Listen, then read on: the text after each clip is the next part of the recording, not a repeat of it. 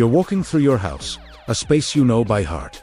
The sun is shining outside, and the heater is on. But as you step into the hallway, the temperature drops 30 degrees in a single second.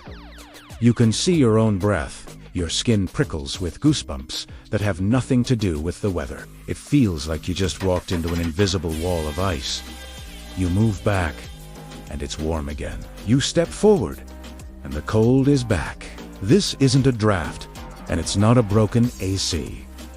Today, at Blessed Be Mystery Stories, we reinvestigating the deadly secret of cold spots and why the presence of the unseen always leaves a trail of ice. The Y-Files often points out that energy cannot be created or destroyed, it only changes form. In the world of paranormal investigation, a cold spot is considered a thermodynamic theft. To manifest in our physical world, a non-physical entity needs energy. They don't have batteries, they have the environment. They literally suck the thermal energy out of the air to give themselves enough weight to move a doorknob, whisper a name, or appear as a shadow. Thermal cameras have captured these anomalies, perfectly defined pillars of freezing air in the middle of a warm room. Science struggles to explain how a draft can be stationary and have a temperature of 40 degrees while the air 6 inches away is 75. It's not just a glitch in the house, it's an entity drawing its first breath of energy. In the spiritual realm, the absence of God's presence is often described as a void place where there is no warmth, no light, and no life. When a cold spot appears in your home, it is often a sign of a parasitic presence. These entities are spiritual vampires.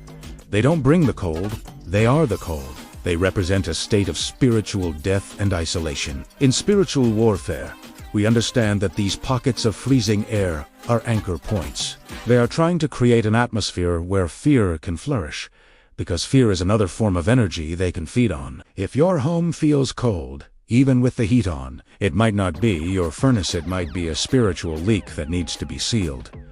But the cold has a limit. It cannot exist where there's a true fire. There is a powerful account of a family whose basement became so cold that ice formed on the walls in mid-July. No contractor could find a reason. The father realized this was a battle of atmospheres. He gathered his family and began to pray, not just for warmth, but for the fire of the Holy Spirit to fill the house from the foundation up.